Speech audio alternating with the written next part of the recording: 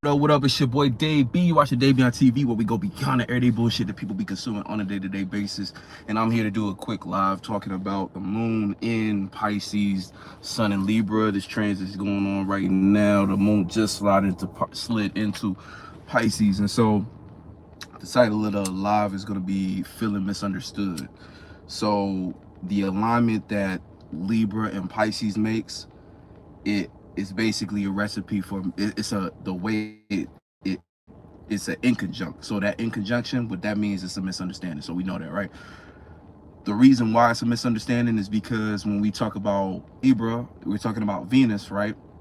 It's a air sign. It's about communication. And then where the moon is at, Pisces, it deals with Jupiter, which is about meanings and reasonings, and it's also our experiences themselves and what we've applied to those experiences, or what we've taken from those experiences to develop as wisdom, right? Things that we now know better to do, things that we made mistakes of before that we only could know if we was in the situation ourselves. It's a water sign, so it's dealing with emotions and feelings, and it's dealing with Neptunian energy, which could be delusional based upon, or it could either be delusional or creative. You know, the reason why it's delusional, I mean, delusional energy comes from the things that we cannot see, the things in our mind that nobody else is really aware of until we express it in some form or fashion, right? So, you know, both of these energies share Venus as far as an aspect or energy. So they have some basis as which they can get to understanding. However, a lot of times they get lost in translation based upon, again, Libra being more air focused on logic, and the Pisces aspect looking more towards emotions and feelings and things that cannot be explained through the common tongue. Those things are where conflict kind of arises, you know what I'm saying? Or the conflict is more so a misunderstanding, but misunderstandings develop into conflict based upon one party not knowing what the agreement is, and the other party having. When you got two parties involved, both of them need to be on the same page, or else there's going to be a misunderstanding. And with misunderstandings, it leads to conflict because one energy is going in one direction, the other one is going in another one, and where they intersect, it's almost like if you and a person, let's say you, right, you in school, you working on a class project, a science project. It's your job to do the written part, the other person's supposed to put together the presentation. When y'all go to present, let's say you did your part, but the other person did a presentation based upon things that was completely off topic to what you wrote about. You see how that turns into a conflict in the sense of both of these individuals having to come together and be like, wait, hold on, you know what I'm saying? Now we about to get a failing grade because we wasn't on the same page. Shout out to Lori Morgan, subscribing. I'm doing good. How are you? Shout out to Isis. Hey, what's up? What's up? So, you know, misunderstandings aren't always, you know, they can become negative, but they also can lead to, you know, very powerful moments of individuals coming to a clear understanding. Like, the thing about it is, when you're dealing with a misunderstanding, it's just a matter of being patient enough to work out the different angles and clear up what it is that's not being considered. You know what I'm saying? Shout out to Mark. I guess you saying it's buffering or something like that. But you know, a lot of times certain things happen in which you can't always like I said before, it's about being patient enough to work out what's being misunderstood. And when you're talking about a Pisces energy or just a water energy in general, water is the energies that, again, nobody else really can see, they can only feel. And so when you are trying to relate what's inside of you, how you feel about something, um a lot of times things could be lost in translation based upon the person you're trying to relate to, their awareness. If they don't have the awareness to understand what you're saying, then that's where things can kind of break down. And being that this is the alignment in the sky, it's like you're trying to take your imaginations, your belief, your faith, things that no one can see, only you really, until you put it into words. But how you put it into words can determine on it, that determines how well another person can pick up what you're expressing.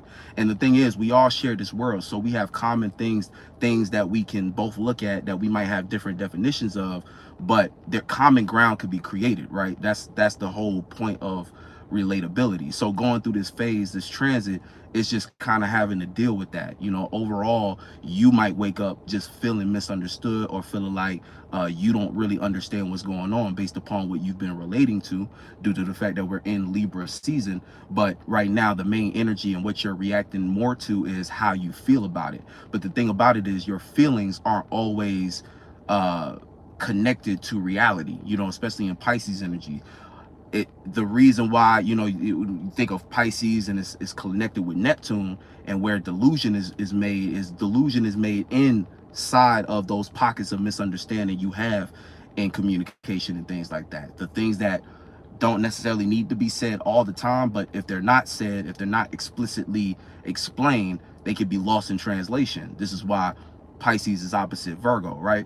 Virgo is all about what? Details, analyzing things and getting the facts of reality. So when you're dealing with the Pisces energy, that's the opposite of that. These are the very nuanced things that you can't always find the details of, but you can if you pay attention. But the thing is, if you don't know what you're looking for, then again, it adds to the difficulty of being able to make sense of what another person is actually feeling. So this is where delusion develops for a Pisces. A Pisces will catch a feeling, and we know feelings are things that are just floating around us. We catch these things, but it's up for us to determine and interpret what it is we feeling based upon our awareness and the context. The thing about water, what water adds to the situation is context. So on the other end of things, right, communication, you can talk all day and night, but if you don't understand the context of certain things, then whatever you're explaining might either fall on deaf ears, or you might say people don't understand the context you're explaining something in. This is where they can take what you say the wrong way. You know what I'm saying? This is where they can kind of twist your words and make them mean something else. And so right here, you see kind of just the difficulty between just communication, air energy, and water.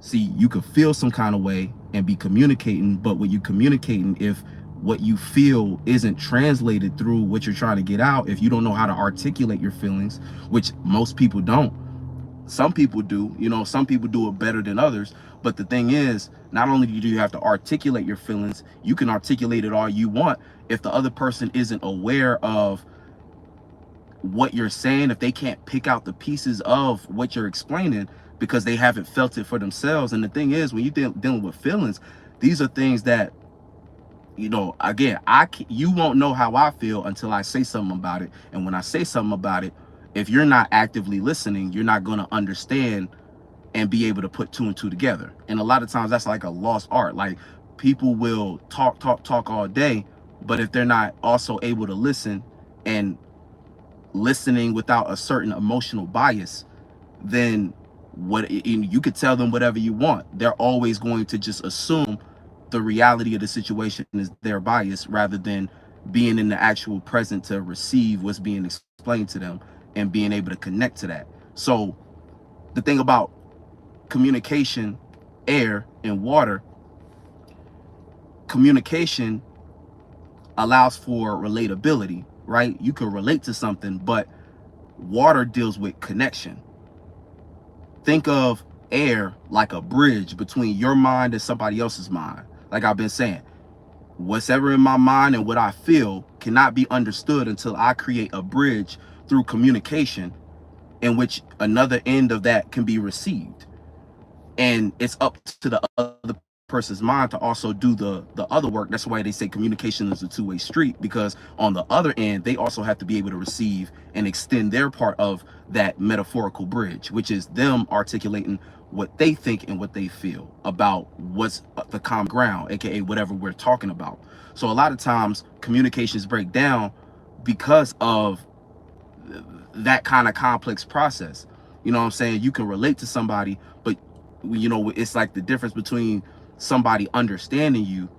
Because see, I take that back. It's more like the connection, not so much the what I just said. It's like the connection. Sometimes you could be relating to something, but you're not necessarily connected to it because you don't quite understand it fully.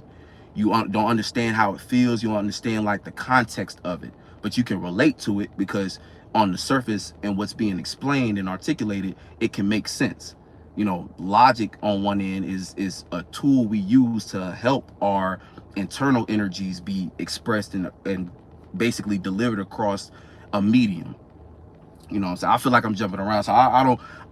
That's a complex thing I'm trying to explain, but I'm gonna go back to, you know, let's break it down. Let's take it from the source, right? So the moon being in Pisces now.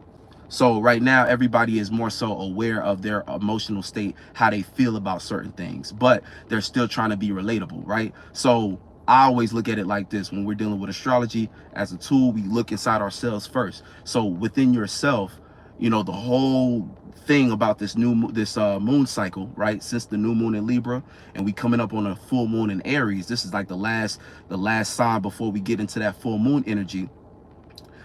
This is where we kind of have to, like I was saying in the beginning of the new moon, it was all about the relationship we are developing with ourselves, right?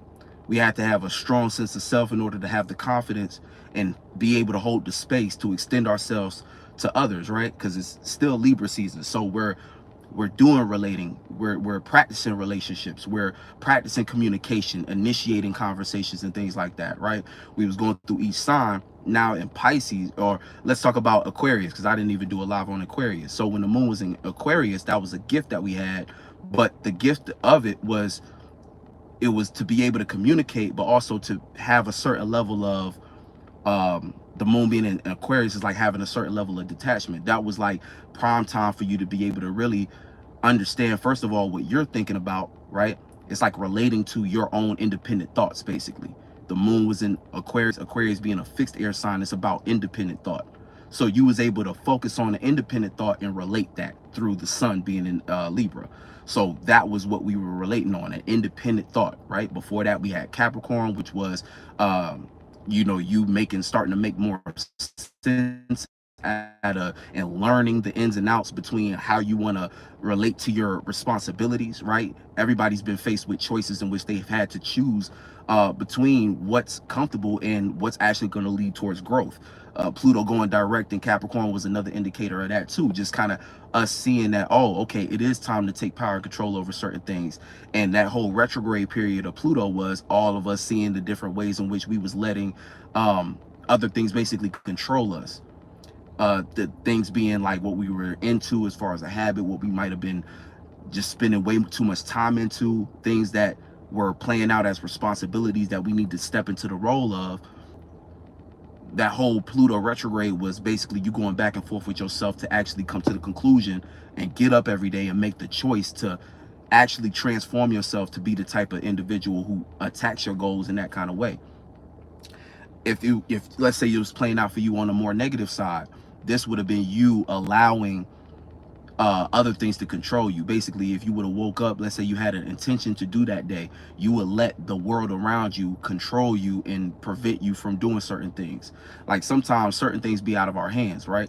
But we always have the power of making a choice on how to respond to the random things that happen in life. So if you were letting life kind of dictate how you approach your goals, again, that's Pluto kind of showing you like, look. And Pluto don't really play around. Pluto just kind of come and take whatever it is that needs to be taken.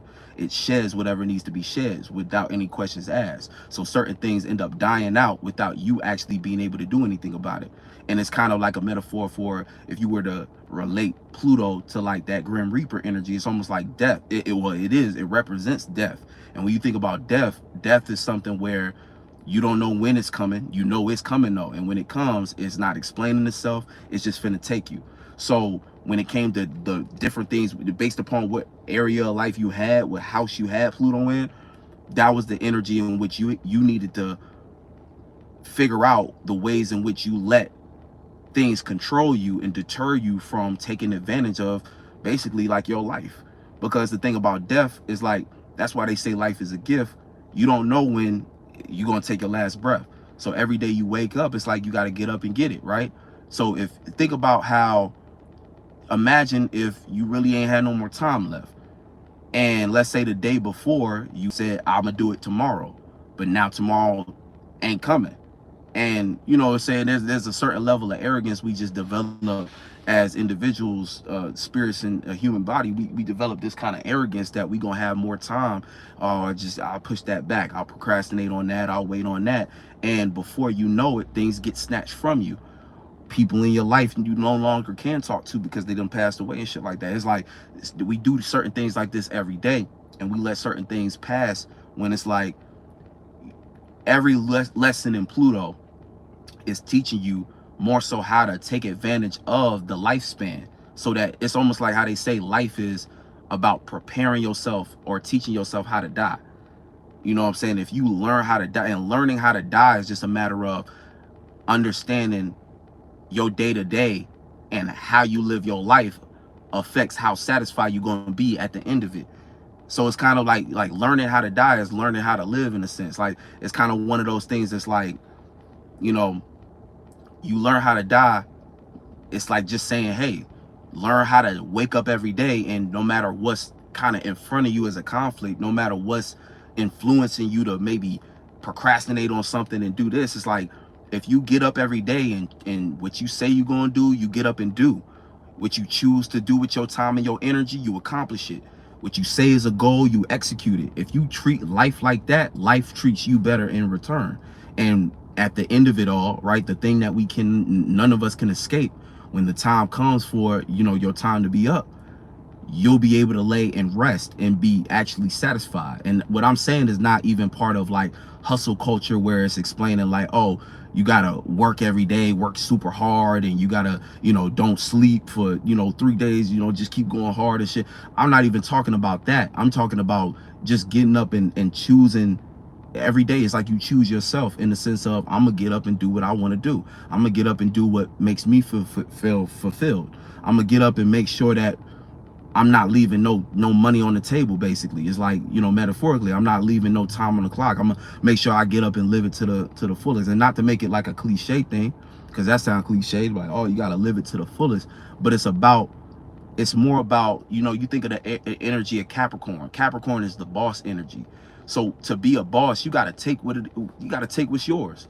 You know what I'm saying? There's no such thing as being a boss and you didn't have no authority over your own life. You know what I'm saying? You got to get up every day, and it's like you're going to feel something every day. It's going to be a problem every day. There's always going to be another bill to pay, always going to be another issue with another individual and shit like that. And, you know, even if you're a person who stay out of drama, there's always going to be another thing that's affecting you in some kind of way that make it difficult to get to that goal you was trying to get to. And the thing about it is, it's just a question for you to answer, like, damn, how do I approach those things?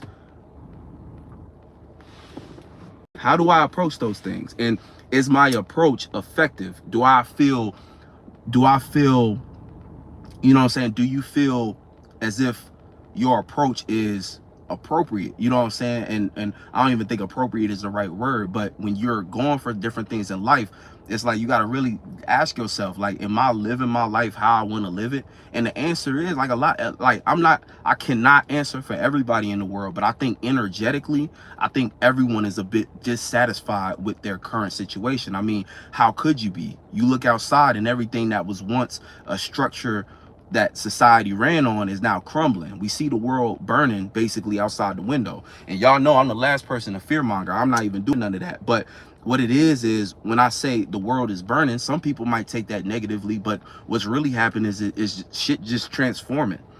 The way once lived cannot exist in this time frame. Like, it's new.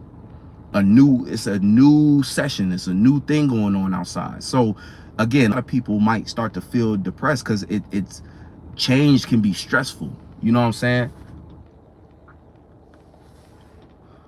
It can be stressful. And if you're not in a mind state that's willing to adapt to the changes and say, okay, I'm gonna take power and control over it, then those changes become overwhelming.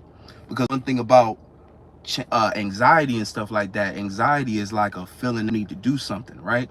And the thing about it is, that's really all it is, a energy telling you need to do something. So at times when people feel anxiety, they freeze up, which is the complete opposite of what you're supposed to do. It's a signal, it's a feeling, right? A feeling giving you a signal in your mind to get up and do something. And the majority of people get that signal and they freeze, which is not what you're supposed to do. You got to get up and you got to make a move. You got to make a decision. It's something you got to do. And if you sit with that feeling long enough, it'll show you exactly what it is you need to get up and do.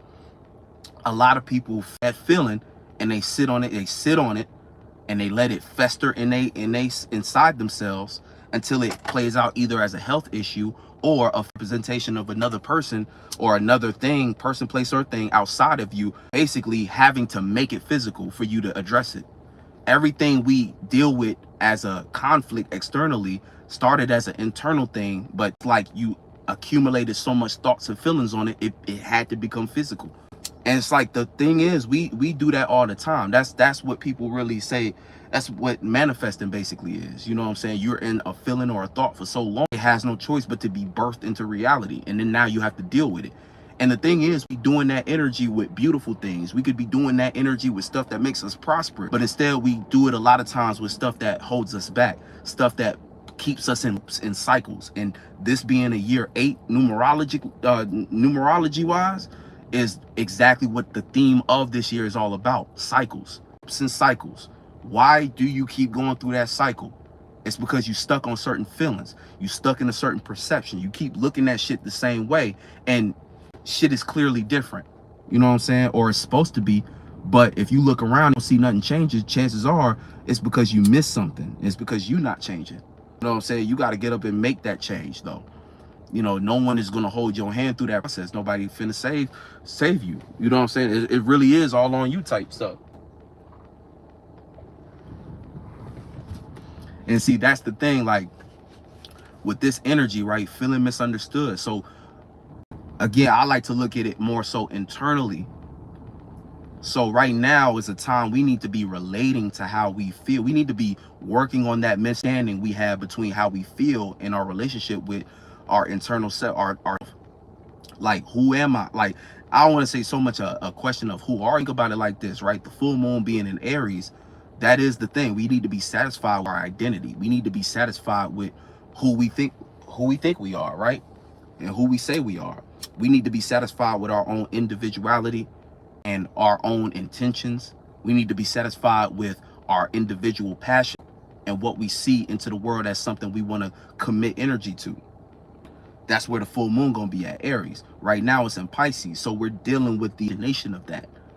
So we might have some false beliefs we need to start to dissect and develop a better relationship with.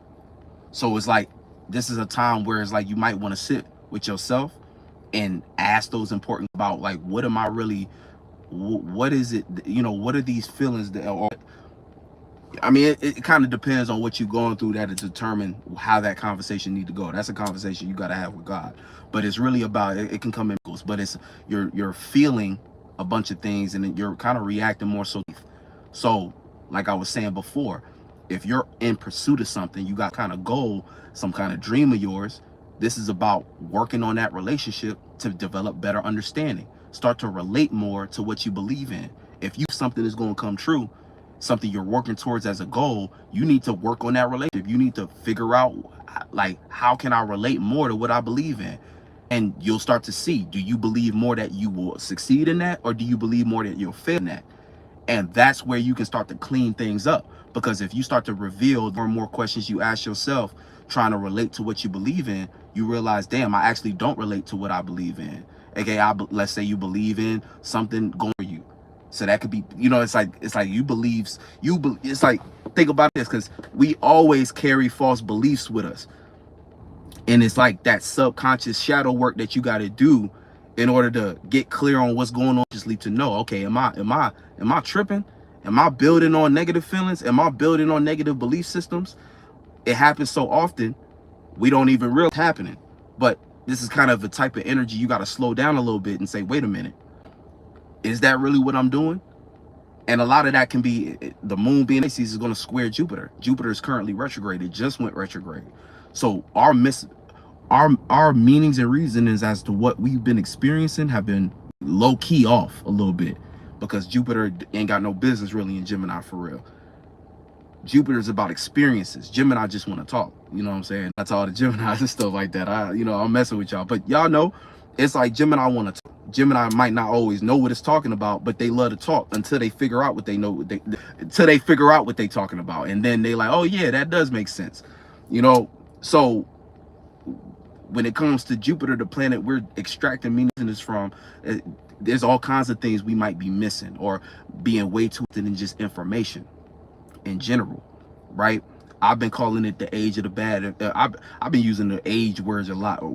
I need to switch up my, but it's many different. It's a new age, so it's like a mix of all these different things. But part of this new age is the age of terrible advice, the age of misinformation. Like a lot of people are just giving terrible, god awful advice, telling whatever in these damn podcasts and shit like that. Everybody got their hands on a microphone. Now it's just a bunch of bullshit out in the world. People telling you, yeah, you should go all the way on this extreme and just be a terrible person to these people. And everybody got to, everybody promoting ideologies that just click because nobody really focusing on what they're teaching, and nobody's really teaching like the stuff that matters. Like there's a difference between, you'll see a podcast talking about somebody giving advice about what it means to be masculine or what it means to be feminine, right?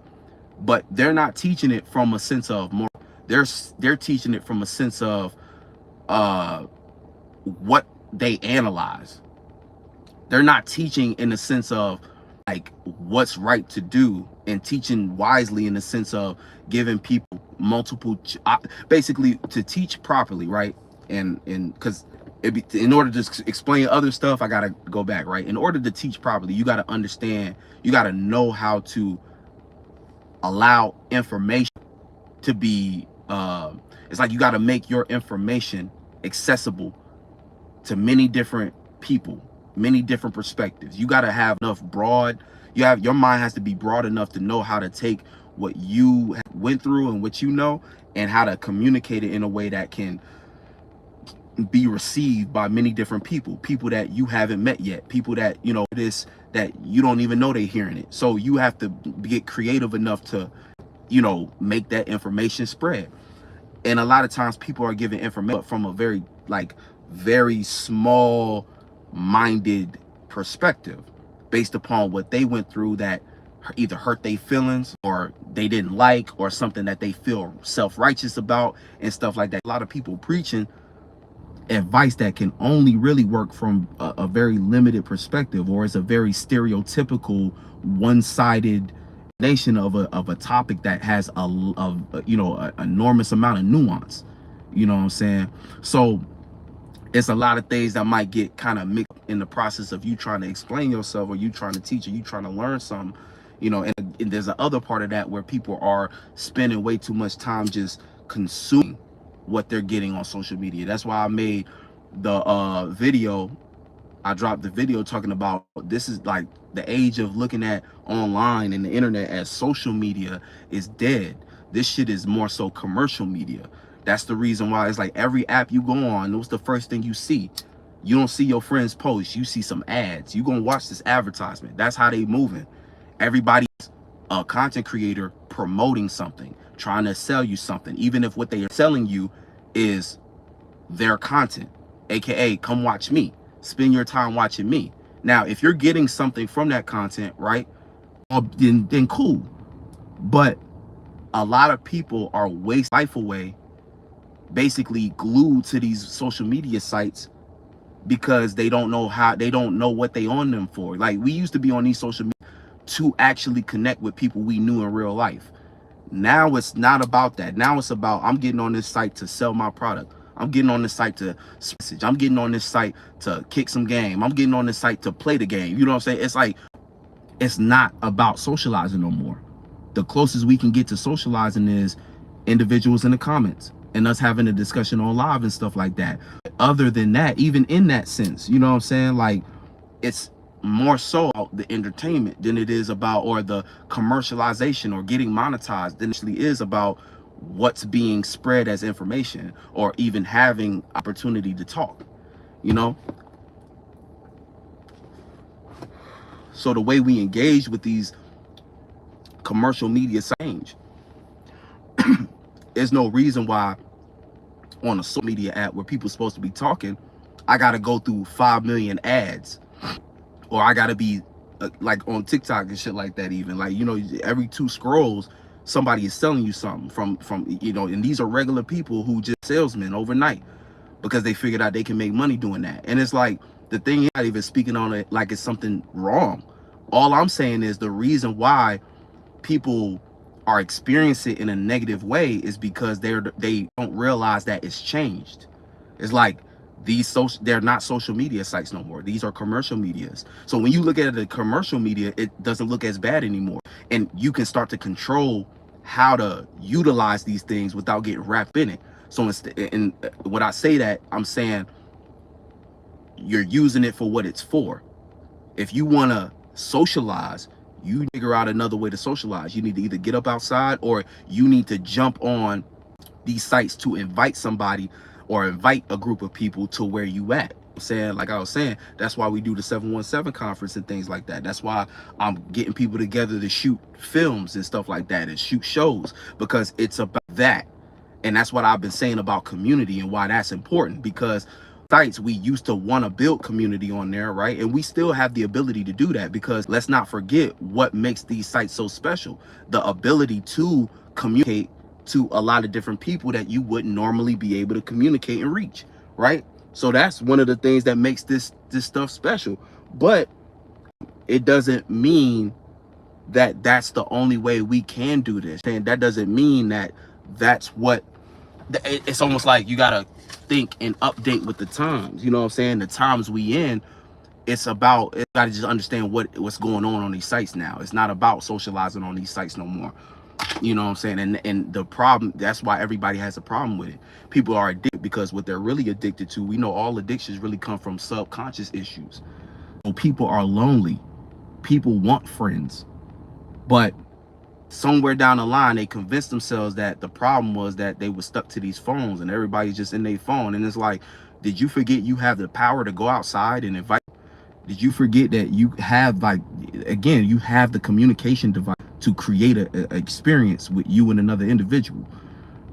You know what I'm saying? Like, so we don't have to, you know what I'm saying? I don't know. It's like, it's starting to sound like that was just because people was in a certain space in which they didn't know how, or they I don't know. I'm not even fit to get into their minds. But what I will say is, like, you know, we just got to look at these things different. We in a new time. Things have updated. Every time you get a turn update to these apps, it's changed. So the way you got to engage with it is changed. You know, when it was social media, it was about seeing the people you follow and what they were talking about. In commercial media era, it's about who got the best algorithm tricks. How many tags did you put in your video? It's not gonna reach your audience, your followers. It's gonna reach who got the similar algorithm. It'll say, fuck your followers. We gonna put this in the face of people who are interested in it, whether they follow you or not. So take that to your advantage. Go on those sites for business. Or if you're trying to meet, like, it's still an ability to meet. It's you know, say it's the ability to meet people. But what you're doing on there is you advertising yourself. So every profile you make, you advertising yourself as a brand. And see, when people don't pick up on it, they fall for the trap. So now you walking around somewhere mad about the state of the world and making complaints about how everybody's stuck in the phone. But you can demonize the phone all you want. You can demonize the internet. You can demonize this and that. End of the day, these things are simply there for you to utilize how you're meant to, you know, however you're going to utilize them. You know, they're tools at the end of the day. But getting off that, you know what I'm saying, talking about, you know, getting back to the moon being in Pisces, like, just overall, you know, it's going to be a more of a sensitive thing, you know what I'm saying? So a lot of what we're trying to get with is also our sensitivity level. So we want to be in conversation with people that make us feel comfortable, even though this is an extremely kind of uncomfortable time. You know, everybody want to have kind of those lighthearted conversations that make each understood. That's going to be on a positive end. And the moon is trining Venus and Scorpio, so that's also another gift and a somewhat of a beneficial alignment that'll make it easier for you to understand the emotional undercurrent.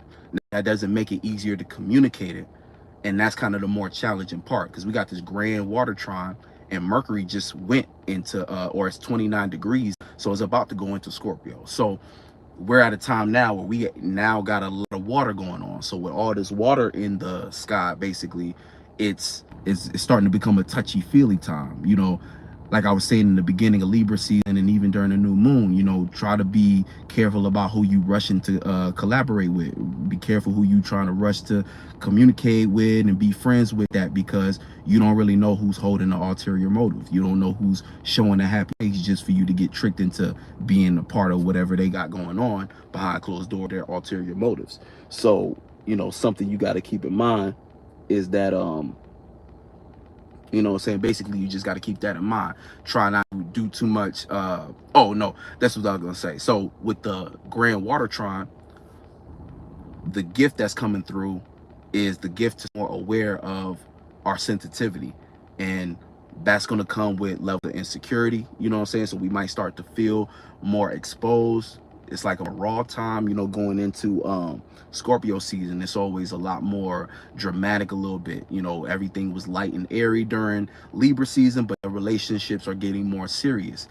Things are more, there's more things at stake, more things to sacrifice, more risk involved based upon how deep they can develop into. So, you know, Venus being in Scorpio, it's making its way out. But Venus being in Scorpio, trining the moon, it's this gift though for us to understand on an emotional level what it is that we relate to.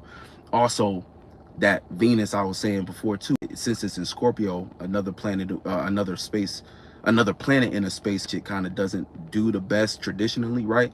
And the way I like to look at it is just about how you see it and how you utilize it. But basically, Venus is in Scorpio, it gets a little too deep, and sometimes whenever we're dealing with Scorpio energy, like I was saying, the term emotional bias, those, it's like another word for a grudge. But the emotion, like with planets in Scorpio, you got to be aware of that. You got to be aware of your emotional biases, keep you from being able to develop a health connection with whatever you're interacting with, whether it be a person, place, or thing. Because see, if you have certain emotional biases, what it does is it alters the receiving things from. So it's almost like your bias is always going to keep you attached to a certain aspect of what you're trying to connect to, or it can prevent you from fully connecting in a clear space. Like when you approaching things and you connecting from a very clear space, that's like what you're supposed to do. You're supposed to have a clear space to be able to connect to something, and it's a more honest connection because you'll be able to see all sides of it clean, fresh, right? And then from there you can build on things. When you got an emotion, this could either lead you to overlook certain things or disregard other things. Like, so overlook things, it can look like you'll overlook certain red flags, right? And a red flag being just something that you don't really necessarily agree with, but you'll overlook it, your emotional bias. Or it can work the other way around, where you jump to a conclusion and shut something out and block something off from connecting based upon bias.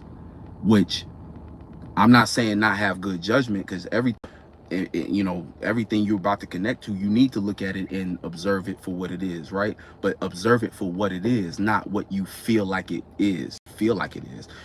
You got to know what it actually is, because those emotional biases lead you wherever we're putting our feelings, that the thoughts are going to come there. So you can, this is like how trauma develops into in a properly like relate later on in life, as far as like relates go. You know how certain things will start to become normal as a child, that was developed more so as a protection or a defense mechanism.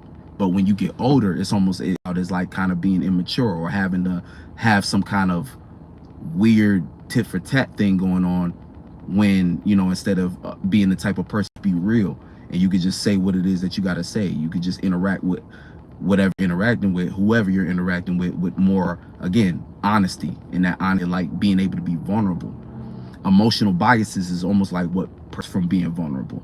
You know, it's like insecurities. Even insecurities, they're different than emotional biases, but they're in the same kind of category and family. They both make relating complicated, or connecting, I should say, complicated. But that's the thing about, going back to what I was saying about relating versus connecting. Relating can happen all day on the surface, and it could stay there. But when we talk connecting to something, that requires emotions, that requires water, so it requires understanding, that requires you a sensitivity, consideration. being sensitive to what another person might be aware of and considering them in how y'all relate to you. You feel me? So, you know, that it's like a lot of layers, you know, which can make this energy a bit complex, you know, especially if we're dealing with, you know, and I started talking about Venus being in Scorpio. And so like y'all understand, like that even makes it, because Venus in Scorpio, or Scorpio in general, it's like an obsession. It's an obsession almost. It could be an unhealthy attachment to what we love and appreciate, right? And we're about to see the truth of that. When Venus gets into Sagittarius, we're going to start to see this and decide, and be able to decide at that point whether or not love is still something that inspires us and allows us to be free, or what we love and indulge in play out, is it playing out more now? I'm addicted to this, so it's a form of a cage. You know, addiction is like a form of a cage. Or, okay, did I choose something that now has me locked away? Like you done got engaged with something that is now low-key going against you, or keeping you restricted from experiencing other things based upon how much time you invested in appreciating something that now done put you into a track. You know, like an artist with a beautiful gift to be able to sing, signed a deal. So now their beautiful gift is now restricted and locked away at this record label that they're stuck at based upon that deal that they signed. So it's that kind of energy, you know what I'm saying? Like, so we got to be mindful of what we're appreciating, what we're allowing to happen to us. You cannot let your desire overtake what you know makes sense. Like, you know what I'm saying? You desire something, but that same thing is low-key abusing you. So it's like you got to be like, wait a minute, am I too obsessed with this to actually understand? You know, I might have the distance from it, or it could be the other way around, where you are assuming certain things to be true about something that you love and appreciate without actually experiencing it. So you're letting your biases get in the way of connecting to something fully. You know what I'm saying? So that's like you being too scared to connect to something. You don't trust it, even though you keep it around and you like it, but you kind of like, you weary of it. So you're not treating it or engaging with it in an honest way. You know, with Scorpio energy, it's a lot about trying to be honest as possible with yourself on how you're engaging with something, due to the fact that we're going through Libra season. But you know, again, Venus trining the moon, though, it's giving you at least the gift to be aware emotionally of what you've been kind of dealing with in that space. So with the moon in Pisces, it gives you enough time, it gives you the right energy to reflect on what you love and appreciate, and really start to dig a little deeper and decide whether or not, hey, that was a delusion, or oh no, this actually feels like something I can believe in. This feels like something I want to continue to relate to. You know, even though again, you really have, it's like some real shadow work shit. Like if you ain't really been, because I feel like this whole moon cycle kind of low-key been a practice in that. You know, it's like everything that we've been going through, like going through Libra season, moon in Libra, it's like if you don't love yourself enough, the way you're gonna be engaging right now with everything around you is gonna be a little bit off, because chances are you're gonna be tipping way out of your favor for the sake of something that you might think you getting something back for, you know what I'm saying? And then see, there's spaces appropriate, but then there's spaces where you're doing that based upon the wrong things. Like for instance, if you're being reciprocated on some level, then that's like something that is okay to be harmonious with. You know what I'm saying? It's like, okay, if this is something that you're reciprocating from, being harmonious, figuring out how things can balance, if there's a connection, because like even I like to look at, you know, Saturn being exalted in Libra. So it's like Libra being ruled by Venus is you can be a fool giving way too much if nothing is important to you. But if it's something that you're committed to, if there's Saturn energy there where there's like a realistic connection, or there's something that like is actually, you know, able to support you there, then you know that whatever you're giving is at the same time being given back to you. So it's like that's where the reciprocation comes from. But let's say you on the other side of this, let's say You don't, but see, that can only happen in a healthy way if you got a strong sense of self. That can only happen in a healthy way if you got enough love and appreciation for yourself to know what it is you deserve and engage with things in that same energy. Because like when you love yourself, when you know yourself and you love yourself properly, it's like your energy is different. You walk different, you move different, you engage with life different. So what you give a lot of times isn't even what you expect or feel desperate to get back. You just give because you got it, right? Versus a person who ain't got enough self-respect or enough self-love in themselves, these who seek validation all the time, who are, you know, constantly needing the gratification, who are constantly running here, running there, and basically trying everybody around them dry because they don't know how to generate these types of things for themselves. And these are the type of people who are always going to be unfulfilled, because one of those keys to life is just knowing that you have to know how to conjure yourself. You got to be an alchemist. There's no such thing as receiving something that you don't know how to emanate. You know what I'm saying? It's not, you know what I'm saying? It's like, you know how to be it in order to know it exists. You know what I'm saying? If you they say if you can see, you can achieve, or if you see it, you can believe it. You know what I'm saying? Or not see it to believe it, but it's if you can see it in your mind, you can achieve it, type shit.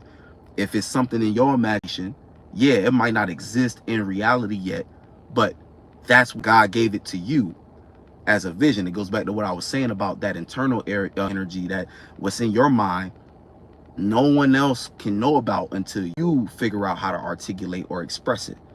So when we have these goals, these dreams of ours, yeah, when you express that dream, you'll not get it. Your mom might not get it. You know what I'm saying? Your partner might not get it. You get it. So at some point, you got to decide for yourself if it's worth pursuing. And if it is, then it's like, even before that, if you can see it, it can be real. When you explain it to other people based upon your level of awareness and your ability to articulate and express yourself, again, and then also where their mind might be at, where their awareness is, it might not hit them the same way it hit you in your head, because you actually seen it. They just heard about it through you. And based upon how they feel about you and how they feel about themselves, again, they might shoot that dream down. They might not get it. They might be like, what that got to do with me? And see, it's kind of like a representation of this energy too, where I was saying about how the energy, the internal space, all that emotion, that and the feelings and things that creative or delusional, these they are all only what you know about, you know what I'm saying, in order to get them to figure out how to articulate it. And that might be difficult because a lot of these things that we have is in our mind, like I said before, they don't exist yet in reality. There's no words for them yet. So you might be trying to explain something. That's even like how I feel right now. I'm trying to explain to y'all energy currents and vibes and energy flows and stuff. There ain't no real words for that. I'm just doing the best I can to articulate, and that's why I'm moving my hands a lot so y'all can get the forms and stuff. But some people gonna click on this and be like, I don't know what the fuck bro talking about, and just keep it moving. You know what I'm saying? It's like, that's the type of shit we going through right now, you know, with Pisces and Libra, you know. But is the thing about it is right now you don't want to shy away from at least to communicate. You know what I'm saying? Like, you don't want to shy away from that, because this is where where the in conjunction between Libra. Yeah, right. You said new alien language. Shout out to Who Eli. This is where Libra and Venus plays out, because a person might not be able to, it's like you might not have all the words there, but again, what's understood don't need to be said. If there can be some kind of underlying agreement, then you can terms like, oh, I feel you. You know what I'm saying? Whatever you saying, man, I feel that. You know what I'm saying? I might not be able to decipher the way he explaining it, or all these little details, and you know, you might not have used the right word in that spot, but I feel what he's saying. I feel that, and I connect with that. And see, that's kind of like where this misunderstanding can be beneficial for engaging in any kind of relationship, be an actual romantic relationship, or it's just be a relationship with business friends and things like that. If you're explaining yourself, you say, if you're still willing to communicate, there's room for that misunderstanding to be cleared up based upon the current being shared. And with the water trine, the grand water trine, you really got to lean in feelings first, understanding how you feel. And that's kind of where that Libra come in. You got to relate to your own feelings. You really got to know what is going on subconsciously so that you can. And when I was saying about emotional biases, the thing about it is we all develop some forms. It's about knowing what's going on in your subconscious. It's not about trying to be perfect and trying to get rid of all feelings and trying to get rid of all biases. Look, you came here as a piece of all possibilities. You want to be open to all possibilities. You still got to be an individual. So the balance is just identifying what makes you an individual, and that is knowing your subconscious, understand. And see, that goes further because you start to track and you track and identify your triggers. That, and like I said before, it's about knowing where your energy goes, like where your energy begins and ends, the person energy begins and ends. Because a lot of times your space connected with certain people, and or you'll just go like, you can go throughout your whole life and you start to, it's not till you get older that you start to realize, I've been carrying this belief system that was instilled in me based upon my relationship with my mother. Damn, I've been thinking of the world the same way my dad used to think of things, and I picked that up from him. That ain't even my thought. That ain't feeling. Why am I engaging in these things? And then you start to trace where those led you, and you realize every thought and feeling that you adopted from an individual that didn't resonate with yours led you down a line of a show that proved it to be wrong. It's almost like when you're not being yourself, you always get led down a certain line of events that show you not being yourself. It's always some kind of certain, it's not always graphic, but it's always somewhat, it leave you sitting there being like, damn, I gotta let go of that. I gotta let go of that because that's not me. Even if some things you once believed in that led to a time and experience that made you say, no, man, I'm different now. You know, and that's how you know, again, change is inevitable, that we're gonna go through a fall and a death and a transformation. But you know, it really be deep like that, where you know, these emotional biases develop. If you don't know what's going on subconsciously with you, you're constantly going to be stuck in cycles. You're constantly going to be going through things that got you scratching your head like, damn, how did we get here? How did I get here? Because you know what I'm saying, you knew what was happening, but I don't know, sometimes we don't believe what's happening. Sometimes we want to just go with whatever flow is going on, and it's like, that's not right. You know what I'm saying? God, it's like, and that's the time we now, like, the shift that's going on right now is draw a very clear line between shout out to Saint Uno, he said, confusing your world with the external world we all help create. Right. Exactly. You getting all mixed around, it's gonna lead them to bring you back to yourself. That always happens. It's like inevitable. And the shift we got going on right now is a clear line between mature spiritual activity, childish spiritual activity. And what I mean by that is, the childish thing to do is to ignore the work that it takes to just see what's going on inside of you first. And it's like the mature things to do is going to be like you being able to know how to transmute certain, it's like, how do I explain this, man? Like, you know, it really is separating adults from just children. Like, adult type things to do is like, you got to take that responsibility for that space. See, it's like what I was saying about, you could look at the world burning right now.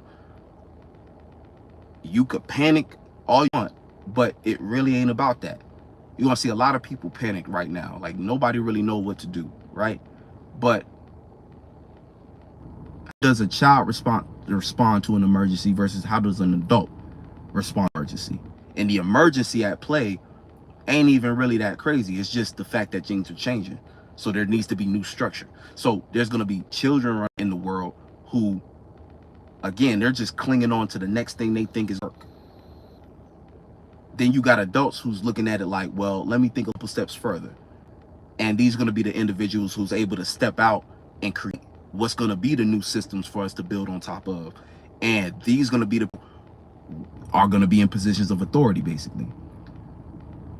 The people who moving like children, clinging to the next best thing or most comfortable, the way the world finna change, it's not gonna be like, it's almost like children get treated like children, and they're gonna be grouped together, put in certain things, forced to do certain things that they have no control over, forced to be put in certain situations, like how a child is. Like, you know, they'll say a child doesn't really have any control. They whole life is basically controlled by their parent.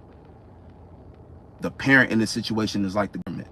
The same shit. You know, you still got people saying they finna vote, and it's like, oh my God, have you been seeing what's going on? Like, have you not been watching the same thing that everybody else been watching? Why the fuck would you still be trying to do that right now, when you know time after time you get led right down the same chopping block, you get down the same path? Like, there's no reason the type of issue that they talking about now is the same issues that my grandmother and my grandfather been talking about. There's no reason why certain things is even. And then again, I'm like, you don't see all these structures and old ways of doing things and living life like crumbling right before your eyes. Would you think that this is like the right thing to do? You know what I'm saying? Shout out to Mother. You said childish behavior is always controlled by fear. Exactly. It's like control. And that's why, like, again, talking about that Pluto shit, Pluto going direct, it's showing me now. Like, I don't know what y'all seen, but that's what I seen when as soon as it went. I swear I had a dream the night before I woke up, and I was like, damn, you know, like, it's really just a bunch of people. Everybody is just terrified out their mind and looking for the next thing. And it's like all of it came, whether or not during that Pluto retrograde you was able to even identify where your own fear was getting in the way and conflicting with you just getting up and taking power over small shit. It's like, if you were treating the Pluto retrograde, getting up and tackling small shit, and like I said before, it don't mean that things are magically already better. We still in the thick of it, but it's like, it's the small things, bro.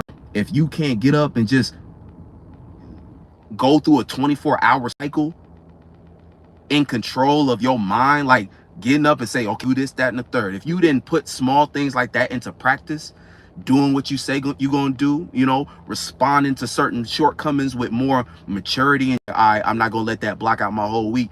I'm gonna wake up tomorrow, get up, and we're gonna transform your if you're not doing the small shit like that, the big shit, aka the shit post Pluto going direct, the shit going now, Pluto being in Aquarius, a whole new sign with a whole new vibe.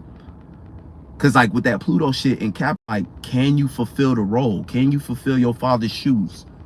Can you fulfill your father's shoes? Can you step into that role? Can you actually handle those abilities? And I'm not even talking about physically, because like I said, everybody in a different situation physically. So like physically, it's always a process. So no matter where you at in the process of getting your shit together, right? It's an internal thing. If you can't start to make decisions better, like the small things, like aka when you wake up, what's the first thing you're gonna grab? Are you gonna do things that's gonna elevate your life? Are you gonna do things related to your craft? Are you gonna get up and at least clear your mind, clear your space, do things pertaining to your goals? Are you gonna get up and run to the first pleasure you can get to? Are you gonna wake up and you're gonna run to that first thing that you can do to distract you? Because that's another thing I've been saying, like with all these outer, it's three major themes. One of them with Pluto is about stepping into that role, being mature, being a boss about your situation, taking power over it by the sense of by you creating a new regiment, a new system for yourself. Neptune, that's about the other shit I was saying about damn, I forgot what I was going with that. But with Neptune, it's like Neptune finna go into Aries, so it's about escapism. That's what it was. So the first one is stepping into that role. The second one is, are you going to choose escapism, or are you going to use what you can in your reality to build the dream that you want to experience, and now you don't have to escape? And the last one is Uranus. Are you strong enough to stand in your individuality and ground yourself in it? So with those three principles, that's like that's making up the time we in right now, and the underlying pressure that everybody's feeling. And as these different energies go direct and stuff like that, we playing tug of war trying to get, it's like whatever you're going through in your physical life, going on internally is you having to come to grips with those three themes. You stepping into some kind of role, and it's not about leadership over others, it's about over your own life. Like, are you really like making life, are you know, say they say life is what you make it, are you making it what you want, or are you just letting that shit pass by? Are you more of an employee, aka you gotta wait for the manager to tell you to do something? So you not putting up, you not being the authority over your life, you being an employee, you just getting run ragged by whatever desire is calling your name. So it's like you ain't got no autonomy. You can't do nothing for yourself at that point. You owe somebody else to tell you something. You owe, you know, or you letting the first person who come by who got a different thought yours, you letting that deter you and distract you and get you all mixed up in something else you ain't got no business doing. The next one, with Neptune, are you escaping this shit, bro? Are you doing too much that's you and Lala having fun and I'm just gonna, because again, everything is a struggle, especially now, right? It's like with the things that we used to lean on in society crumbling, when you're jumping in your bag trying to make a bag or trying to do anything that makes sense in the world, like we gotta realize, right, with all the spiritual shit, we still got bills, we still got like reality that they already built, that we already in, that we gotta manage. So it's like, in order to manage that at a time, you also have to find your, you know, you have to, because part of what Neptune is, and I've been saying, like, when Neptune goes into Aries, for instance, it's about everybody a dream to fight for, and it's going to be a question of, am I fighting for the right dream, or am I fighting for the wrong delusion? The thing about Neptune is like very powerful energy, in the sense this is stuff internally that we're taking from a space that nobody knows. This is our the source of our creativity, basically. So this is everything that nobody else knows about, and only you have sensed and seen, that you're trying to convert into different expressions to be considered creative, right? And if you can make it relatable enough, it's creative. But if you can't articulate it, you don't have enough skill in whatever medium you're trying to express that creativity in, it's going to fall flat and it might come off delusional, right? And that could be something you're creating, but a lot of times this is like kind of almost a form of our lifestyle, based upon it turning into or condensing into what we believe about ourselves, we believe we're capable of, and our ability to reach outside, think outside the box, basically. So when you're about Neptune, or when you're working with Neptune, again, sometimes when we have these imaginations of where we would like to be and what we would like to experience, it can scare you. It can create doubt, in the sense of, you can dream of something. Like, imagine you sitting back and you dreaming of you on the coast of some island, and it's a dream, right? And then the very next thought, a lot of times people will be like, yeah, but that never come true. Think about like that juxtaposition. A lot of times that be the thing that weighs on a person's shoulder and makes them depressed.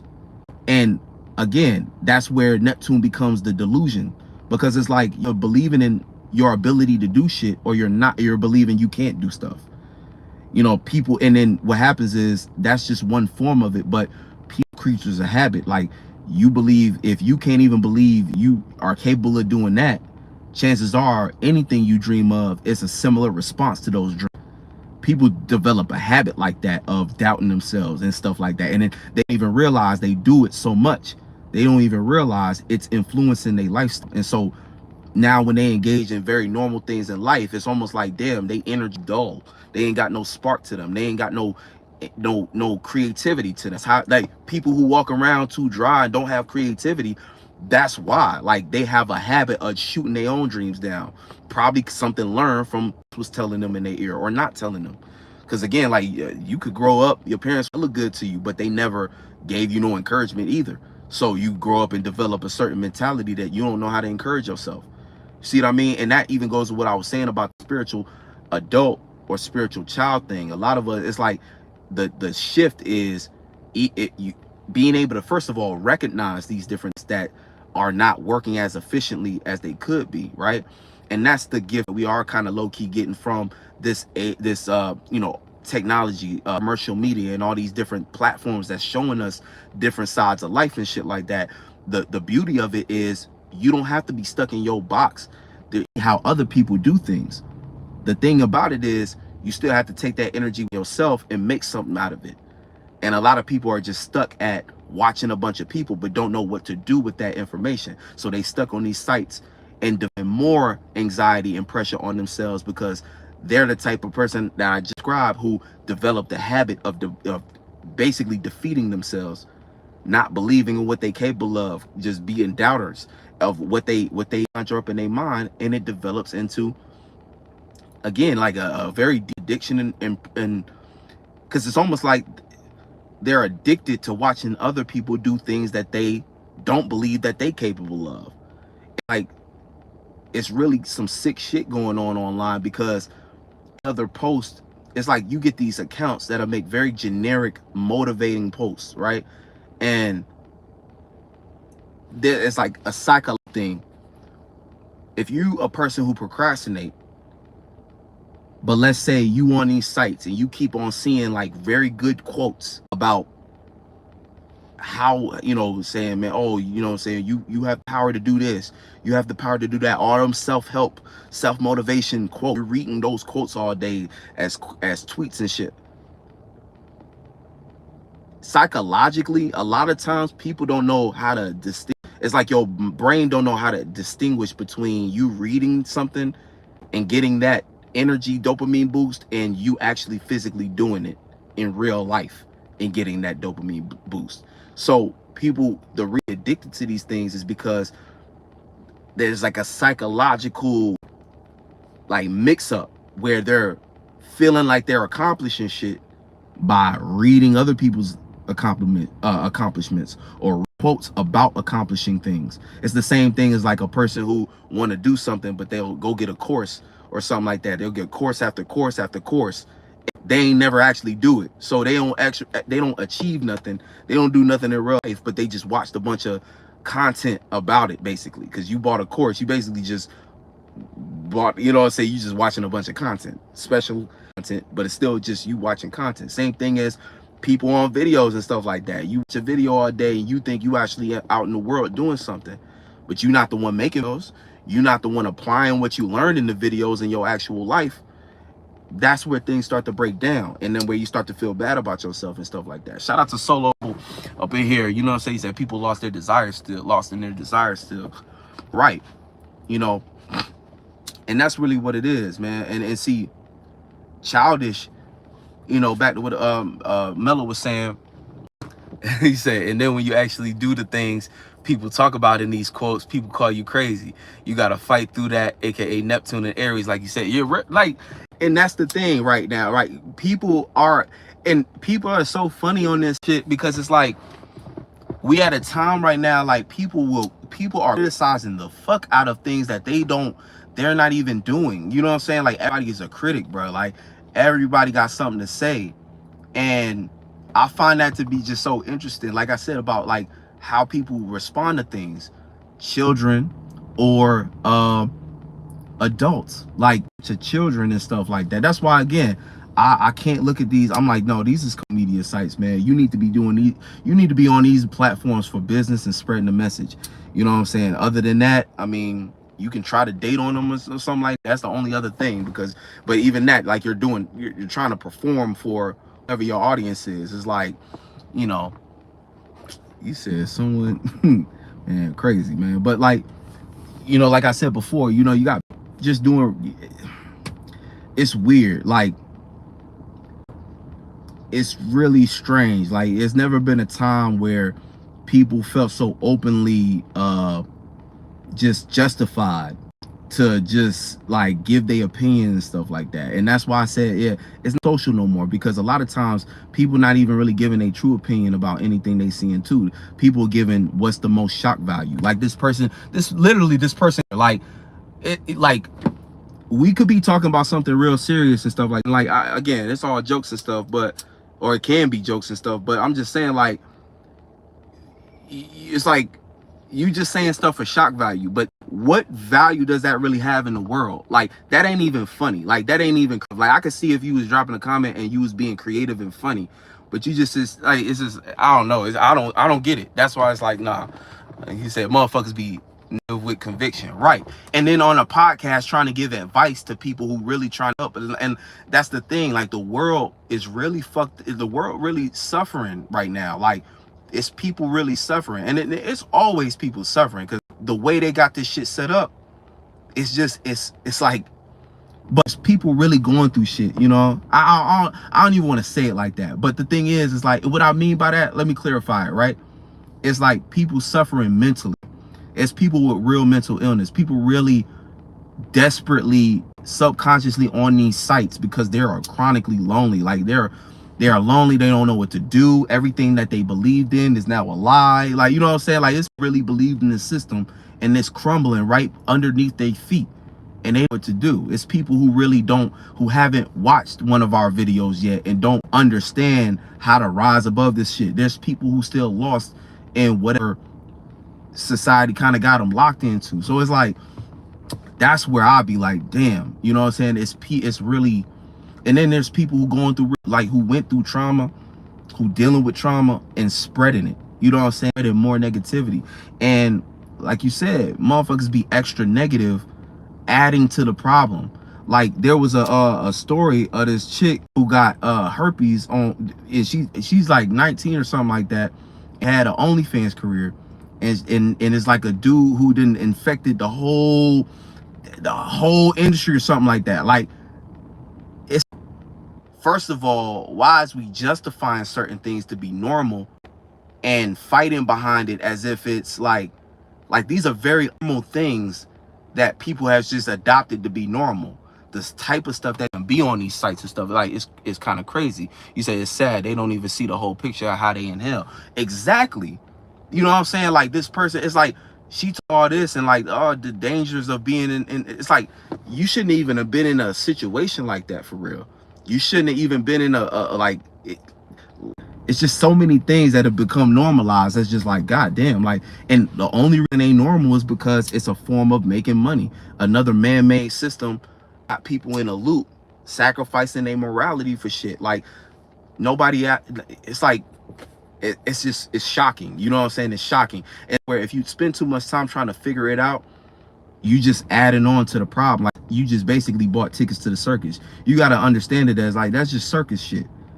And you got to look and take it upon yourself to, that's why it's like, I want to take it upon myself with something else. You know, we got to build on something else. We got to do something else because it's that should be a clear indication. All of it should be a clear indication that what this shit was built on is faulty. You know what I'm saying? It couldn't, it's just, nah, man, it's not going to work. It's going to work, you know? But yeah, you know what I'm saying? And so, and again, like it's funny too, because even the positive people, right? Because you're right, people be negative conviction, people be positive with like the worst advice ever. To said people be trying to be overly positive about the wrong things. You know what I'm saying? It's like crazy. Because even in that, like I think, man, too much into that because I really didn't. It's at this point, that's why I even was like, the way I'm about to use these social media sites, like I said, it's commercial. So, you know, for everybody who trying to connect and stuff like that, I'm creating certain spaces we can do that at, versus relying on these sites to keep on trying to do social stuff, because it's not social no more. You know what I'm saying? You even see everybody you following no more. It's like, it don't work like that no more. It's algorithm based, and that ain't a bad thing, because like I said, the things we do in real life, the conferences, linking up and creating together, you know, creating our own platforms to be able to do certain things that we want to do. Like that's what it's really about. You know, everything I explained is just an indicator that if you're trying to it's just an indication that things have changed. You know what I'm saying? You said social distancing fucked up the way people go about relations. Yeah. You know, like I like, because it's crazy, like 2020 does mark like that little difference, but that little shift, it's 2020 really was that little shift between, or that clear indicator, or that divider. You know, everything pre 2020 was a certain, but everything after that is just completely different. You know what I'm saying? And yeah, like you know, right now I don't know, like when I think about it, I just be like, I don't know what it, I think because what it was the first kind of chink arm of society, right? Where like, because we already was on game, we already knew what was going on, we've been talking about it for a while, up until 2020 hit. A lot of people, it was the first time the common person was aware of society shifting. So it was them reacting, responding to it, them kind of freaking out, and then taking it to a place, and then stuff with just the way they went about interacting with each other. I, I don't know, but I'm gonna keep it going. I'm gonna keep going because we gotta talk about it's a lot of I didn't even get to any of the planets. I think we were into it, but so going off of that trine, right? Trine the moon is gonna be trine in. He said that's where the separation hit, right? Yeah, that's for sure when the separation hit. You know, because it was like, and matter of fact, I think that's what it was. It was 20 forced a lot of people online in ways that, like, because before that, right, people like you know, people older than me was not really all the way on the internet for real. The conversation still was like kind of consumed by their 9 to 5, you know what I'm saying? But when 2020 hit, people had so much time on their hands. The only thing popping for them was the internet. So that's when they flooded the internet and started doing things they ain't never did on the internet before. And see, that's around the same time that internet started shifting things to make it more algorithm based, because all the businesses was online, everybody was selling something online. So the updates post 2020 was conditioned and basically curated to make the internet basically like the, or make the internet like some kind of magical, like a place for commerce.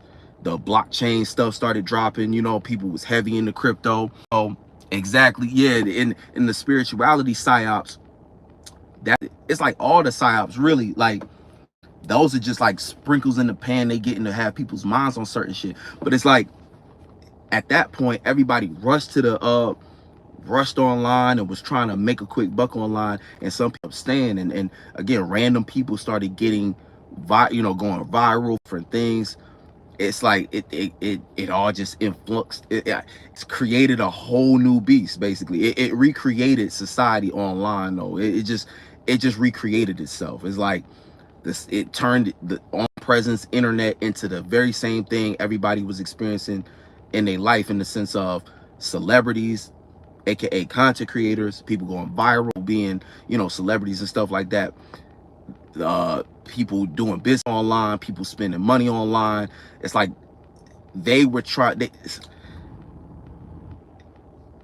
that's where that, and then that mental virus stuff, you know, people started to have certain it just got weird, man. It got weird. It really did snap everybody out of it and made everybody look at what was on their actual life. And also it gave people kind of a idea that they can reach outside of their circumference.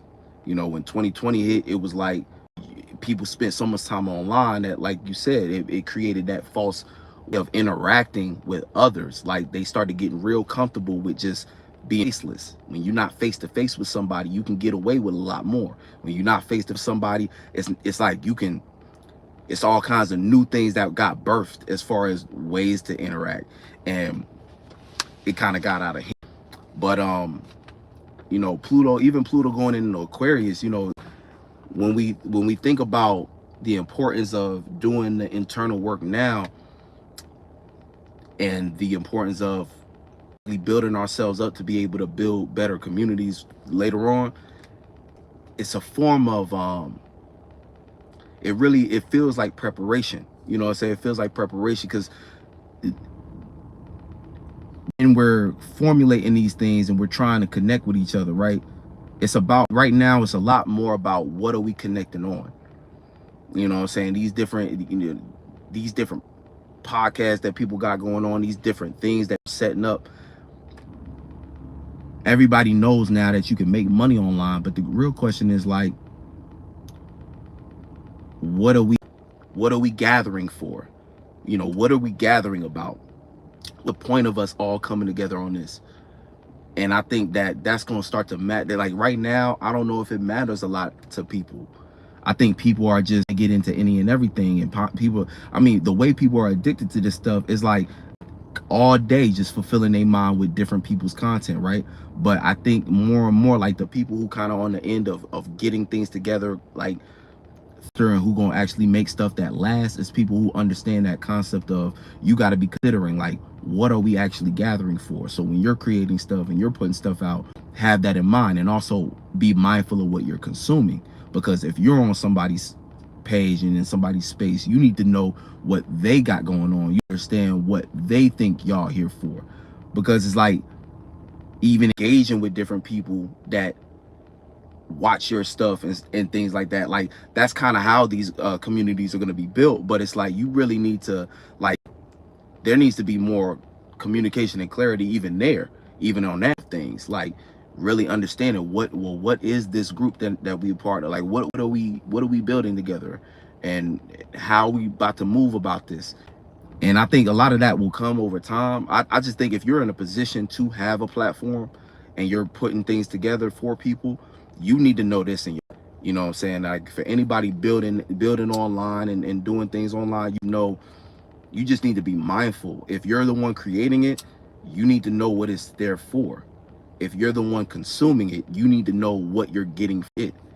And I think, you know, on both ends, communication between the two will help both parties. You know what I'm saying? I mean, if you're the one creating it, you might care about what people are saying about it. But again, we in a time right now where if you try to play it too cool and stuff, you kind of miss out on what the point is during this. I think last era, you could play the little celebrity card and not really engage with your people at. But again, times has changed. You need to know, you need to be aware of what's going on in your community type shit. You need to be part of it. You know, if you're building it, you need to be part of it.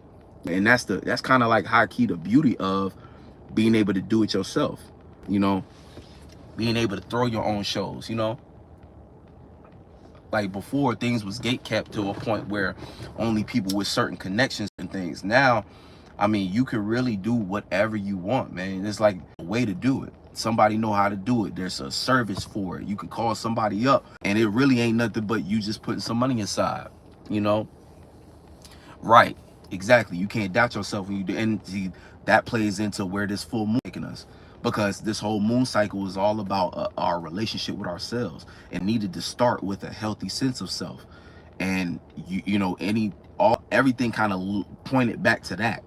You know, every different moon cycle that we went through always pointed back to, well, what's the status of yourself?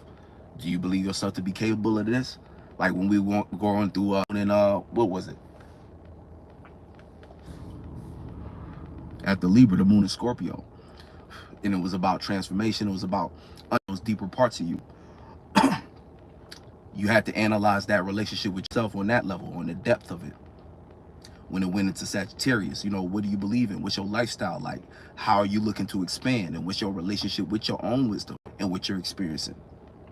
Based upon that, that was going to determine shit what you have with yourself. It helped how you engage with others. And it led to communication that you was able to initiate that expanded your circumstance. Or in the other end, it would have created situations where you escape based upon how you was relating to it. You realize it wasn't for you, or you know, you realize you was you might have planted a bad seed or something like that, and tried to escape something that you stood up for. And then in Capricorn, it was about learning about how you're relating to that role and ability to be whoever it is you said you was. You said you was this. You said this is who you is, right? Well, this is what comes with it. So are you real enough to handle those consequences and deal with those restrictions and work with that? Or are you going to cower it away? Or now it's too much? And then now, you know, Aquarius, the communication aspect of that, getting clarity on that, my fixed thought. How can I fix thought? And thinking to yourself, my individuality, is that in alignment with what I'm trying to relate? And if you was getting into a bunch of arguments during that time, you know, oh damn, like I might not have been speaking my mind enough. So now the relationship, the terms of each relationship I'm in ain't clear, because I wasn't speaking my mind enough. I wasn't representing who I was as an individual enough. And now it's causing issues because we don't quite understand each other. But being that time with the moon in Aquarius, that was the perfect time to get that shit cleared up. Now we in Pisces, so it's another misunderstanding again, but it's more so correlated to based upon what you believe, you know, and your ability to relate that. And some people might not believe what you got going, but if you know how to, it's like it's not really about so much making everybody outside of you comfortable. You got to know what you're trying to do. So let's say you saying, you know, you trying to do something and people in your life trying to question that or take you off task. You got to be knowing, you got to know, you have to have a strong enough relationship with yourself to be like, yo, this is what I'm doing. They might not get it yet, but I understand what I'm doing. I can still take in information, but committed to what I'm doing. But if you got a bad relationship with yourself, you putting doubt in yourself, like Equilibria said, right? You're doubting your ability to get something done. The second somebody suggests something outside of what you're trying to do, then boom, you say clippable. Yeah, let me see the time, because I'll be missing the time and I forget where it's at. 88:38. Okay, cool. 88. Like I was saying before, it's like if you've been fulfilling yourself with doubt, and remember, like, hopefully you have it, because the the new moon time, the waxing period, is when we're filling that cup. But again, don't get, you know, don't feel pressure, because the thing about it is, throughout the whole experience, it's really more about how you finish it. You know what I'm saying? Like, everything matters, it all matters, right? But how you finish it would it's like you understanding kind of wrong, and there's, you know, it's more grace given to you when you finish strong. You know what I'm saying? Because if you had a bad start, but if you finish strong, that's the last thing people remember in the race. You know what I'm saying? And it's like in terms of you, it's the last thing you figured it out. You know what I'm saying? And God gives grace to that, because it's like, oh, okay, I see where I went wrong. I made enough adjustment just to get me right, and boom. But you know, that sense of self is important. You know, it's everything we're pouring into that cup. So that cup, though, what the cup's supposed to look like is strong sense of self, believing in yourself. You know what I'm saying? Having the passion within you, and having identity behind it. See, what's going to happen is people who wasn't speaking their mind, people who wasn't really staying themselves, as the full moon comes, they're going to be feeling like now they either have to erupt. So you're going to get a lot of people exploding, especially with Mercury going into Scorpio. You're going to get people kind of just getting like I was saying before, people smiling in your face in the beginning of Libra season, but now at the end of Libra season, you see people, you're gonna see the side of people that like has been deep down hidden, whether it's nasty and negative, or you see it to be respectable and stuff like that. But that's gonna be determined on how much you've really sat with your own self and learn how to love yourself, even though, yeah, you done made some mistakes. Yeah, you done had to go through certain circumstances that, you know what I'm saying, whatever it is that you went through, can you still stand in solidarity with yourself? Is you cool with yourself? Like, is this who you are? And if you've been kind of saving face and trying to keep things harmonious for the sake of others, but you haven't been considering yourself, you're going to find yourself extremely frustrated and dissatisfied with your individuality, with your identity. You're not going to recognize yourself and be like, damn, it is going to make you frustrated, and you probably going to lash out. Now, speaking of lashing out, we got the moon trine and Mars. So also on the same, you know, energy tip, it's like we got our passions. So we're connected to our passions. If you, and that's why emotional biases is very, we got to really reflect on what's going on subconsciously, because it's like if you are in the wrong space emotionally, and you know, you're not identifying what you're responding to more so rather than truth, because there's triggers and then there's truth. What you trigger by is always true in reality. Just because you're triggered by it, again, another person, that doesn't mean another person necessarily wanted to put you in that space or that they do negative to you. That usually is a very personal thing. You got triggered for something that was personal. Now, a person might know that they triggering you, but still, even then, only thing you can control, you can't control people whether they trigger you or not. You can just control how you respond, and that's really what God look at more so than looking for the you know what I'm saying? Because you can find look, everybody gonna justify their own shit, no matter. Like, within nature to be like, oh, I'm gonna justify this action, right? That's what humans do. They justify their actions. So look at it like, oh, I'm the judge and jury. So you'll do something and you'll justify it in a second, but you know whether it's right or wrong in your heart, aka you, that God always watching. You know in your heart whether or not you responded to something that was about something else. You know what I'm saying? And when you do, and see, in the moment you might not realize that. You might not realize that, but when you trace the steps and you see, oh damn, I actually did that because of something that was happening outside of that actual incident, that's when you start to sit with yourself, you self-reflect, you be like, damn, hold on, tripping, you know what I'm saying? And if you do the shadow work, you could trace that back to like, damn, okay, this is the core of what was going on.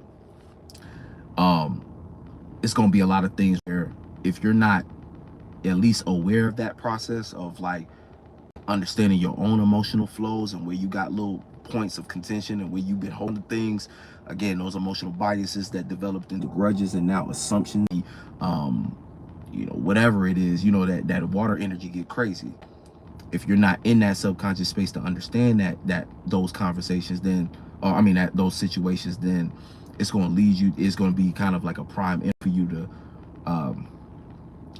just express yourself or try to relate in a way that's kind of like, it might be a little toxic.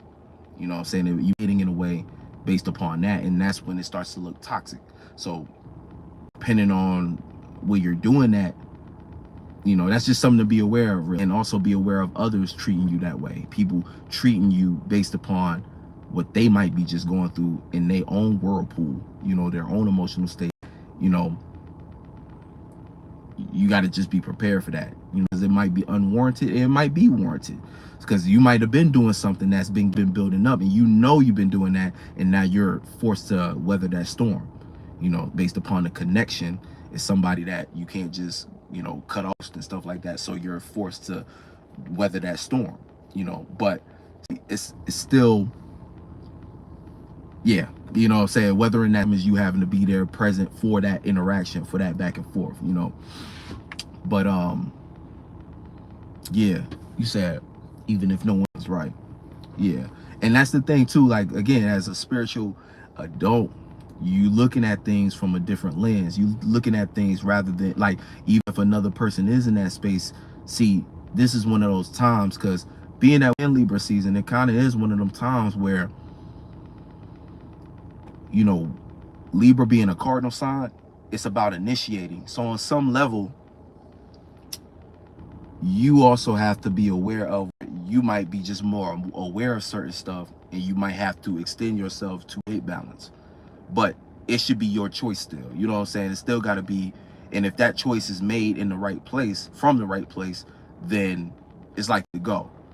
Versus the other end of that, the negative side of that, right, the lower octave of this would be you self-sacrificing based upon low self-esteem. You self-sacrificing because of not believing in yourself, or not valuing yourself, not loving yourself. When you're doing movements out of that, that's where it's a much different conversation going on. What I was just talking about, where, you know, you're just being the more mature spirit, or I won't even say more mature spirit, but you're aware, you know what I'm saying? Right, right. You know, you said compromising with yourself. Right, exactly. If you doing it from a space of you knowing better, then that's a different, like, you it's still a choice, and you could be still discern your energy, or, you know, distribute your energy based upon what's reasonable and what's fair, if you will, you know what I'm saying? When you know, when you got that sense of self and that strength within you, you know what's going on, you fair, and you can balance things out in the way that's necessary. That's when you do in a respectable space. That's when you do it in a high octave way. But the low octave is just like Equilibria said, like compromising with yourself. It's like you didn't compromise to the point where you cut yourself out. You gave yourself the short end of the stick, and you can't blame nobody else, because that's what you gave yourself, you know. And then again, remember, we can't forget that this is where the sun falls. So any ego flex right now ain't the move. You really need to, like, kind of, it's like, it's getting to that vulnerability thing. You got to be able to, you got to be so secure in yourself, you can kind of handle being a little vulnerable, because you got to think we in the what, third decan, I think we in the Libra. So even the Libra energy in general, backed and supported, is currently being influenced by like Gemini energy, Mercury, right? So with that Mercury aspect, it's like you got to keep it light, and you got to be adaptable with your ability to relate, in the sense of, it's like really having that understanding, you know what I'm saying? He said Libras got to fight for the long end of the stick, right? Like honestly, with Libras, it's like, it's more so about speaking up that the sticks ain't right. Like, because the thing about it is, when they was passing out sticks, you seen your sticks. Why didn't you say nothing? Why'd you walk home and wait till you close the door to be like, God damn, why are my sticks small? And then go back tomorrow the next day and be like, man, y'all gave me the small stick. I don't know that. It's like, no, when you getting a stick and you looking at your stick, you need to be like, hey, excuse me, my stick ain't the right side. And see, that's how you have a diplomatic conversation right at the time, and it be solved. You know what I'm saying? But a Libra would be like, my stick kind of short. Go home, and then be like, man, y'all motherfuckers always give me the small stick. It's like, come on now, you done took the stick. You know what I'm saying? Yeah, it's like, I'm making a joke, but like for real, like that's how it is. That's how it is right now. It's like you gotta it's more way more about, because when you, again, it goes into self, right?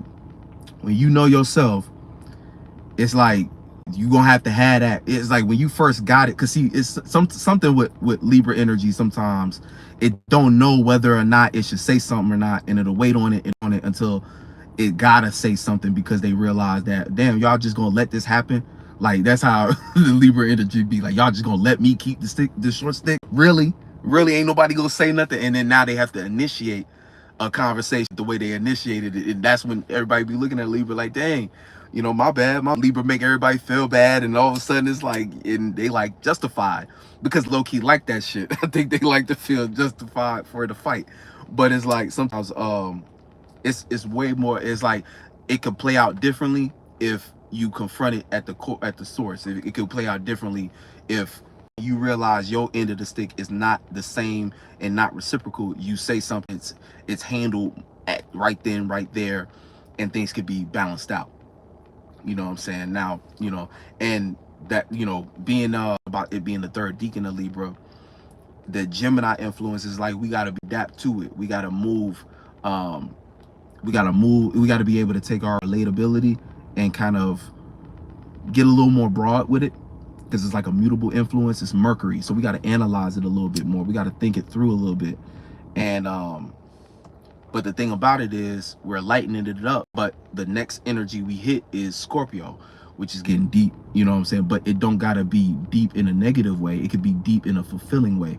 We can start to become intimate in our connections. We can get, you know, we can get more out of our connections based upon us, you know, doing a proper you know, choosing to, first of all, relate from a sense of self, you know, relate from a stronger what am I trying to say, like relating, if we're choosing to relate with, like I was saying, basically that's exactly what I was saying. Like, if you have a healthy sense of self, you won't allow certain things to get too far being unfair, right? And what that'll do, right, it helps what you might not understand is that helps the other party understand where your lines and boundaries are.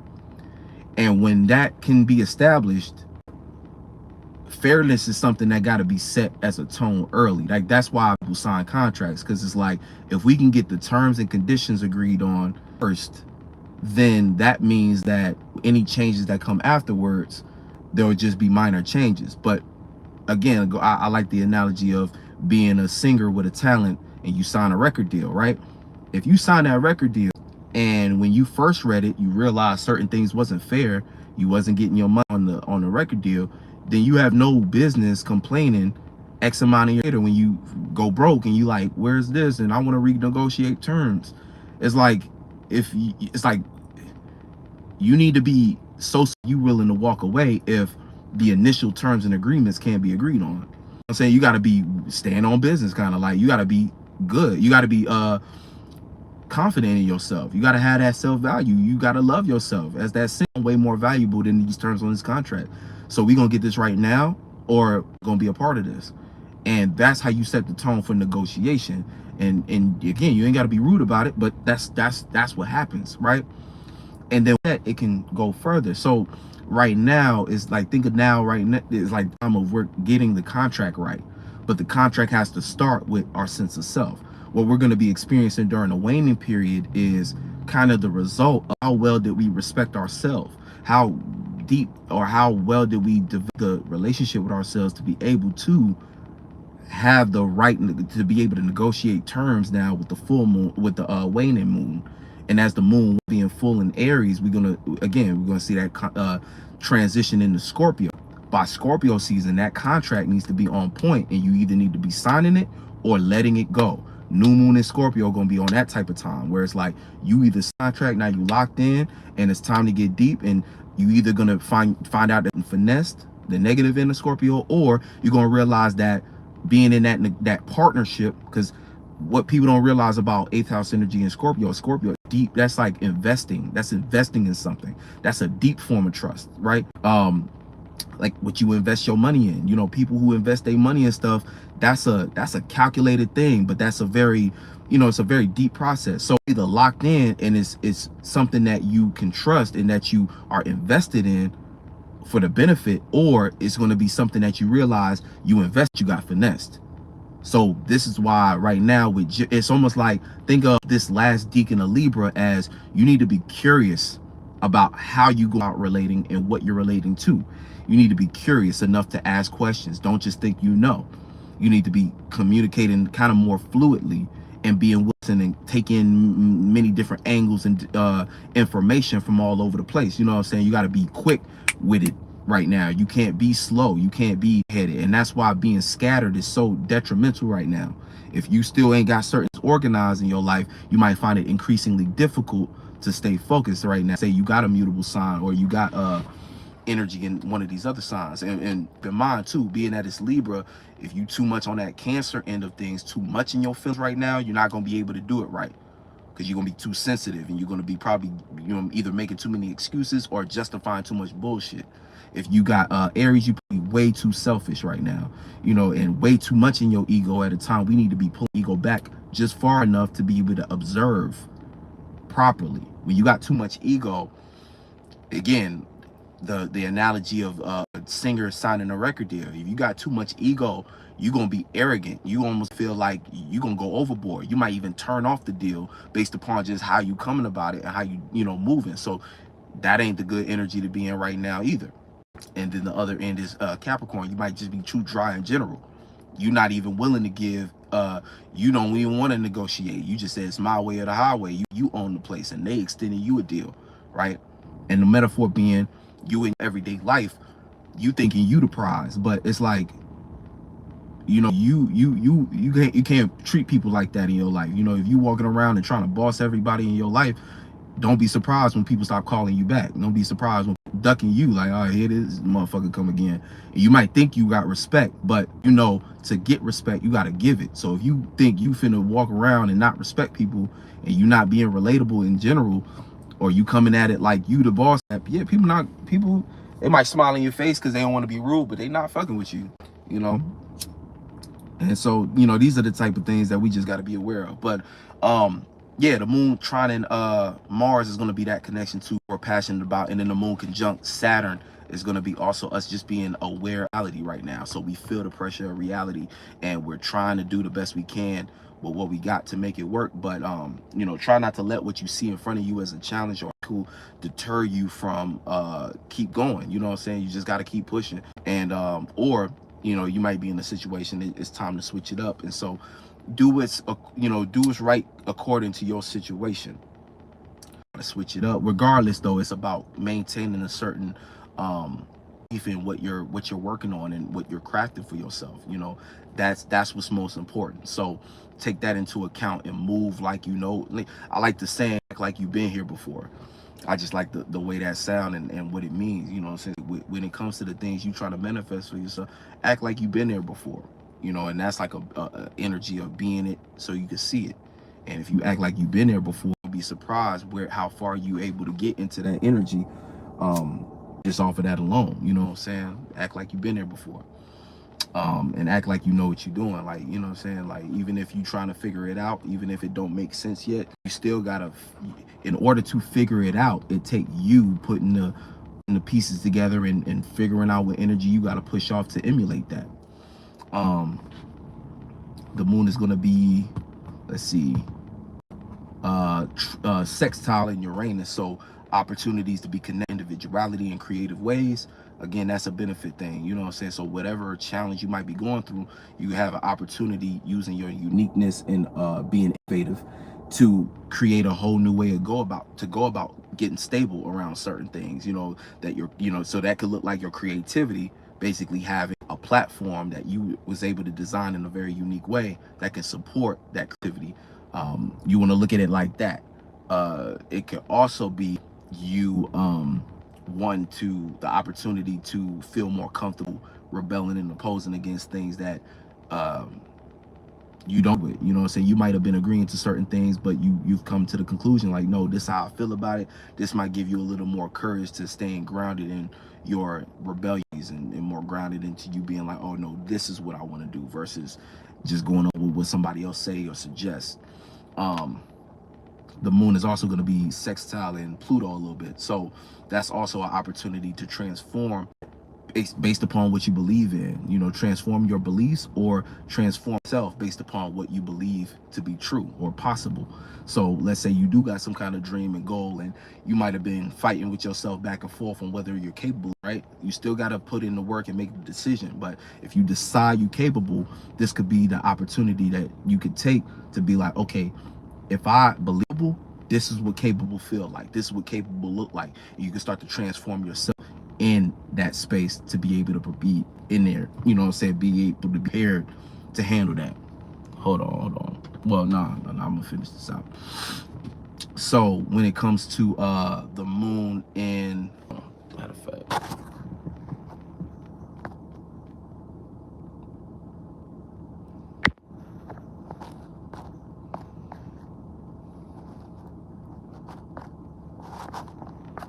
all right, you know what I'm saying?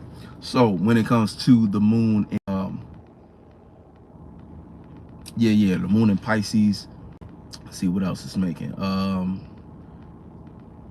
Square and Jupiter. We talked a little bit about that, but just learning how to feel about these different experiences. Again, we need to, everything you was trying to get is, as an information. Jupiter going retrograde is actually, in my opinion, helping a little bit, because it's making you reassess how you're engaging with information and how you're going about kind of going your experiences, and you're able to more so see clearly what was good advice and what might not have been good advice pertaining to you. So with the moon there, it's like learning more so about how to, it's almost like setting a boundary between what information is actually what you want to, you know, accept and utilize, versus what information might just be not necessary for you in general. You know what I'm saying? It's kind of helping with a little bit of this information overload going on right now. So, you know, that's one of the benefits to that. When it comes to the moon, let's see. Yeah, I think that's it. Damn. And yeah, we went through Aries, Taurus, Gemini, went through Cancer, nothing in Leo, Virgo. Yep, Libra. I think that's about it. Yeah, Sag, nothing in there. Cap, Pluto. Yeah, so okay. Boom. So yeah, that's about everything. So yeah, overall, just, you know, say make sure you're not, you know, all of it, like I said before, it's coming down to you just having yourself and being focused on, you know, the thing is just working on that relationship with yourself, and that'll help you work on relationships outside of yourself, you know, because you get inside first, and then you can kind of help with outside, like outside to start to make more. And you could, and the reason it helps is because you're able to be a lot more honest with, you know, when you're honest with yourself, you could be honest externally. And when you having discussions outside of yourself, this is where you can get proper understanding, you know what I'm saying? And when that vulnerability is able to come in, this is going to be what consistent leading into the Scorpio season. And that way you'll have a dip that when we hit that transition and things get deeper, it'll be something that you can trust stuff to basically invest in. You can be trusted. It's like, okay, yeah, I can get with with this. I can get more intimate with this. This is something I can continue to develop and basically, what's the right word? Yeah, I think invest is the best word. So, you know, just keep that in mind. Yeah, you know what I'm saying? Make sure y'all send an email to the 717conference.info@.com. The women's Each One Teach One class is coming up. Make sure you go ahead and get tapped in with us so you can be a part of those classes. And yeah, check out Free, you know what I'm saying? She got some new shirts going in. You know what I'm saying? This right here, this is the Synchronicity shirt. It's on her TikTok shop. So I know y'all be on TikTok. Y'all see, y'all follow Free Yourself on TikTok. Go to her store, and then y'all can cop some really dope graphic tees. You know what I'm saying? Do not sleep on that. Much love. I'll catch you on the next one. Peace.